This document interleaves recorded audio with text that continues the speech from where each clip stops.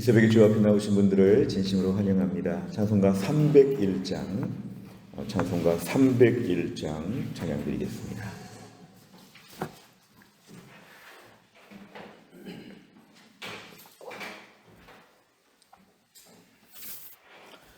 찬송가 301장입니다.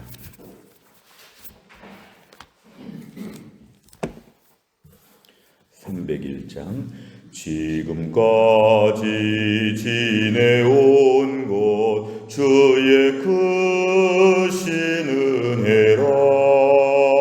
한이 없는 주의 사랑 어찌 이루 말하랴.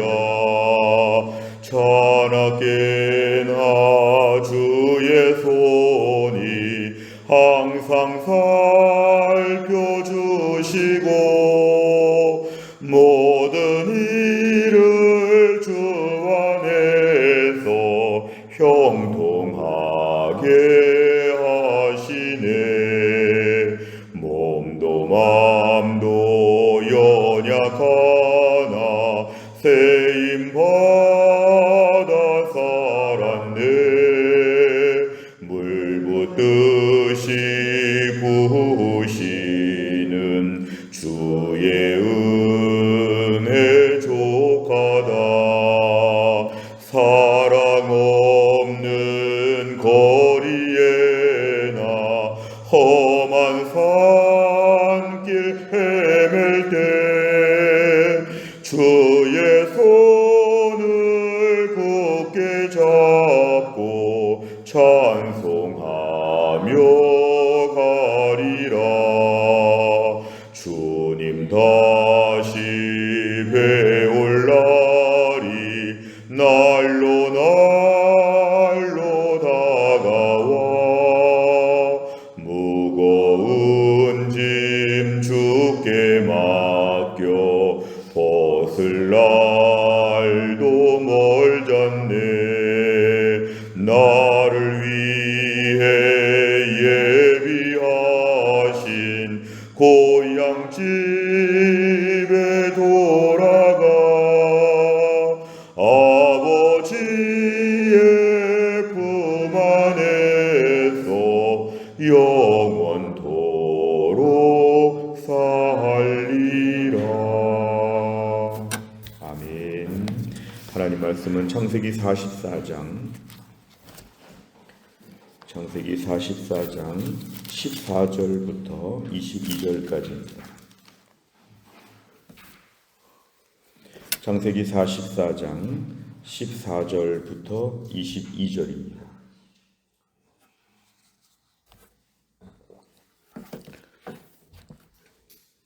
(14절부터 22절까지의 말씀 저 한 절씩 교독하겠습니다. 유다와 그의 형제들이 요셉의 집에 이르니 요셉이 아직 그곳에 있는지라 그의 앞에서 땅에 엎드리니 요셉이 그들에게 이르되 너희가 어찌하여 이런 일을 행하였느냐. 나 같은 사람이 점을 잘 치는 줄을 너희는 알지 못하였느냐.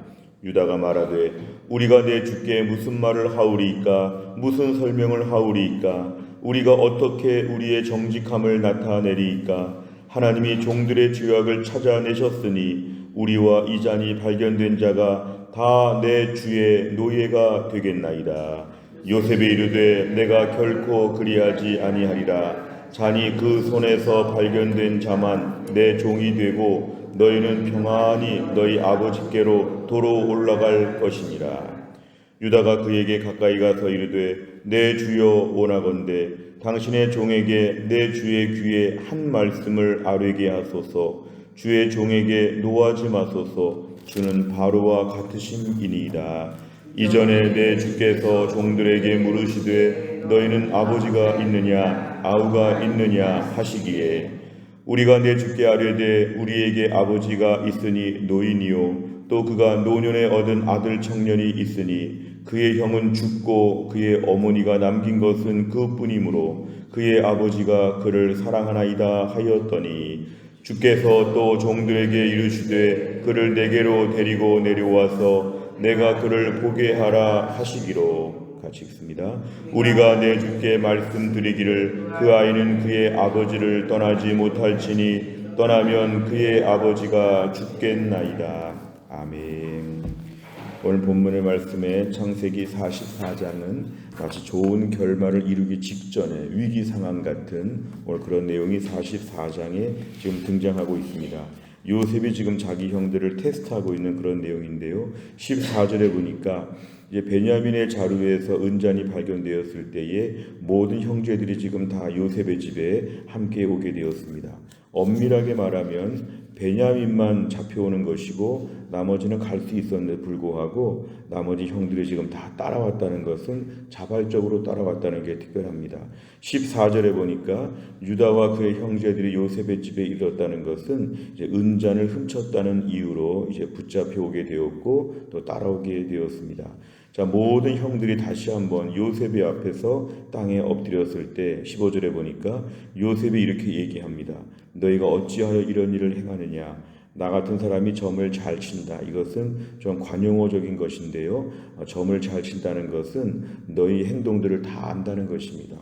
너희가 어디로 도망가는지 어떻게 하는지 너희가 무슨 일을 벌였는지 나는 점을 치면 다 안다. 뭐 이런 식으로 관용적으로 지금 얘기하고 있습니다. 16절에 보니까 유다가 한 말은 어떻게 해야 우리의 정직함을 나타내리까? 어떻게 해야 우리가 죄 없다는 것, 은잔을 훔치지 않았다는 것을 우리가 어떻게 증명해야 되겠습니까? 이렇게 얘기하면서 오늘 16절에 놀라운 고백을 합니다. 우리와 이 잔이 발견된 자가 다 내 주의 노예가 되겠나이다. 그러니까 원래 17절에 보면 요셉은 의도가 좀 테스트하면서 베냐민을 지금 애굽의 노예로 삼겠다 이렇게 말했을 때 16절 끝에 보면은 이렇게 얘기하는 거죠. 우리와 이 잔이 발견된 자 전체가 다 애굽 땅에서 노예가 되겠다. 이건 옛날하고 확실히 달라진 것입니다. 옛날에는 요셉을 팔아서 애굽의 노예가 되면 아버지의 그 편애에 대해서 뭔가 자기들이 복수하는 것처럼 그리고 미운 요셉을 없애는 것처럼 이렇게 봤는데 오늘 지금 베냐민이 애굽 땅의 두 번째 또 노예가 되는 일에 있어서는 형들이 지금 막 막는 것이죠. 우리가 다 노예가 되겠습니다. 옛날하고 확연히 달라져 있는 요셉과 형들의 태도를 우리에게 볼 수 있습니다. 자, 18절에 보니까 유다가 요셉에게 좀 가까이 가서 한마디 지금 말을 하고 있는데요. 19절에 보니까 옛날의 그 자초지종을 설명합니다. 아버지가 있느냐 동생이 있느냐 이렇게 물어보시기 때문에 우리가 20절에 보니까 자세하게 말했을 때 아버지가 노인이고 노년에 얻은 그 베냐민이 있는데 그의 형 요셉을 죽었다고 표현합니다. 그리고 그의 어머니가 남긴 것, 그의 어머니 라헬을 아버지가 유난히 좋아했던 걸 알고 있고 요셉과 베냐민 중에서 베냐민밖에 안 남았기 때문에 아버지가 그를 많이 사랑하나이다. 20절 끝에 그의 아버지가 그를 사랑하나이다. 이 얘기를 편하게 합니다. 옛날 같으면 우리 아버지가 이렇게 해서 우리가 화가 났습니다. 뭐 이래야 되는데요. 우리 아버지는 베냐민을 좀 편애합니다. 자기들도 아들인데도 불구하고 자기들은 사랑받지 못했음에도 불구하고 더 이상 그런 거로 이제 샘내거나 하지 않습니다. 우리 아버지는 베냐민을 좀 특별히 사랑합니다. 나이든 아버지를 그대로 받아들이는 것이죠. 왜 그런지 모르겠지만 그대로 받아들이는 것입니다. 형들의 성숙함 두 번째가 오늘 20절에 등장하죠. 16절과 20절에 달라졌습니다. 자, 21절에 보니까 주께서 종들에게 우리들에게 말할 때 그 동생 베냐민을 데려오라 이렇게 해가지고 우리를 좀 보겠다 이렇게 했을 때 22절에 보니까 우리가 이런 답변을 드리지 않았습니까? 그 아이는 아버지를 떠나지 못합니다. 베냐민이 떠나면 아버지가 죽습니다. 이것은 베냐민이 그냥 좀 없어지면 좋겠고 우리 아버지도 좀 이상하고 이렇게 말하지 않고 베냐민 떠나면 아버지가 죽는다는 것은 그 아버지를 그대로 품고 받아들이는 것이고 그 베냐민을 향해서 시기와 질투를 하지 않고 얘는 좀 우리도 같이 돌보자 이런 차원에 베냐민은 우리가 볼 때도 좀 더 아껴야 되겠다 이런 모습으로 오늘 22절에 보면 또 세 번째로 등장합니다. 그래서 오늘 16절의 말씀이 매우 특별하고 20절이 특별하고 22절이 특별한 것은 이 아버지 야곱의 편애와 동생 베냐민에 대한 특별 대우를 요셉과 형들은 다 인정하고 있다. 오늘 그렇게 나와 있습니다. 내용 관찰을 보시면 첫째, 유다는 은잔 사건에 대해 어떻게 책임지겠다고 제안합니까? 16절에 보니까 끝에 있습니다. 우리와 이 잔이 발견된 자가 다 내 주의 노예가 되겠나이다. 이것은 우리가 다 이 집의 노예로 일하겠습니다. 이렇게 강한 의지, 연대의식을 보여주고 있습니다. 두 번째를 보면 유다는 자신들이 베냐민만 남기고 떠날 수 없는 이유를 어떻게 설명합니까? 20절 끝에 보면은 아버지가 그를 너무 사랑합니다. 22절에 보니까 이 아이가 떠나면 아버지가 죽기 때문에 이 아이가 노예로 여기 있게 되면 우리 아버지는 가나안 땅에서 그 소식을 듣는 즉시 죽을 것입니다. 결국은 아버지에 대해서나 막내 동생에 대해서나 이제는 매우 불쌍하게 보고 안타까운 마음을 갖는 것으로 변화되었습니다. 세 번째를 보면 유다는 왜 맏형인 르우벤이 있음에도 자기가 자신이 책임지려 나섭니까? 사실 오늘 본문에 유다가 얘기할 부분은 이 대역은 사실은 르우벤 첫째가 했었어야 되는데 오늘 유다가 지금 매우 앞에 나와서 당당하게 지금 얘기하고 있는데요. 유다의 태도를 좀 살펴보는 것입니다. 사실은 이 유다는 37장 26절과 27절 37장 26절과 27절에 보면은 오늘 유다가 이렇게 애굽의 노예로 팔려고 할 때 맨 앞에서 먼저 제안을 합니다. 죽일 게 뭐 있느냐, 그냥 노예로 팔아 넘기자. 오늘 애굽의 노예로 파는 이 사건은 철저하게 유다가 맨 먼저 제안했고 나머지가 따라온 것입니다. 그러니까 결국에 오늘 이렇게 요셉이 노예로 팔려진 거, 이 모든 거는 유다가 벌였던 일인데 유다는 어쩌면 이 모든 요셉을 팔고 이 모든 일의 좀 주도자 이렇게 우리가 볼 수 있습니다. 그러니까 오늘 유다는 아마 이 모든 일에 있어서 자신이 지금 이 문제를 풀려고 하는 의도가 있는 것이죠. 자신이 문제의 원인이었기 때문에 자신이 문제의 해결을 하려고 하는 그의 특별한 태도, 이걸 우리가 볼 수가 있는 것입니다. 유다의 모습에서 알 수 있는 건 일단 옛날에 20년 전에 유다는 제일 악한 일을 했었죠. 사실은 동생을 죽이자는 것이나 노예로 팔자는 것이나 다 악한 일인데 유다는 이 악한 일에 마치 우두머리와 같은 일을 감당했던 인물인데 20년의 세월간 그가 변화되었다는 게 중요합니다. 다시 기독교의 복음은 우리의 죄를 묻지만 또 한 가지는 그런데 지금 변화되었느냐가 중요하죠. 십자가의 피로 구원받았는데 구원받은 이후에 우리 모습이 점점 변화되고 있느냐, 이게 중요합니다. 기독교의 포인트는 변화죠. 변화되지 않아도 구원은 받는데 구원받으니까 변화되는 삶으로 달라지고 있다. 마치 성장 캐릭터인 것처럼 점점 바뀌어지고 있습니다. 옛날에 어떤 흉악한 일을 벌였든지 얼마나 미성숙하고 얼마나 잘못했는지 기독교는 그거를 묻지 않고요. 오늘 점점 좋아지고 있는가, 회개하고 뉘우치고 달라졌는가, 이것을 기독교에서는 매우 중요하게 생각하는데 오늘 유다는 이런 전형적인 모습을 보여주고 있습니다. 저는 말씀을 묵상하다가 16절, 20절, 22절을 볼 때 유다가 이 아버지를 그냥 품습니다. 요즘 명절을 앞에 놓고 있는데요. 때로는 우리 부모님들 중에 품기 어려운 분들이 계십니다. 고치라고 오늘 야곱은 끝까지 20년 동안 안 고쳤습니다. 어찌 보면 형들은 20년 동안 변화가 되었는데요. 이 아버지 야곱은 20년 전과 똑같습니다. 단지 애착 아들이 바뀌었죠. 요셉 하다가 베냐민. 자, 이렇게 했을 때에 형들은 20년 동안 여전히 힘들었을 수 있는데 바뀌었다는 것입니다. 바뀌었다. 문제는 우리의 모습은 늘 미성숙하고 부족한데 오늘 본문의 유다를 보면서 주님 성장하게 하여 주옵소서. 내가 작년의 추석에 비해서 올해 추석은 더 성숙하게 하여 주시고 우리 아들, 딸, 우리 부모님, 우리의 배우자, 우리의 모든 가족들 안에서 내가 성숙한 모습으로 변화되도록.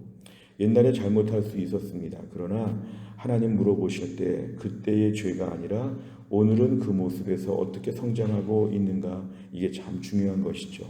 우리 오늘 신앙생활하면서 나의 잘못한 부분에 대해서 과거를 슬퍼만 하시는 분들이 계십니다. 내가 왜 그랬을까? 오늘 만회할 기회가 있습니다. 이번 명절도 만회할 기회가 될 것입니다. 오늘 믿음 안에서 은혜 받고 새로운 모습으로 살아갈 때에 유다처럼 옛날에 끔찍한 범죄자가 이렇게 화해자로 나서는 모습을 통해서 우리가 변화된 모습을 보일 수 있다는 것입니다.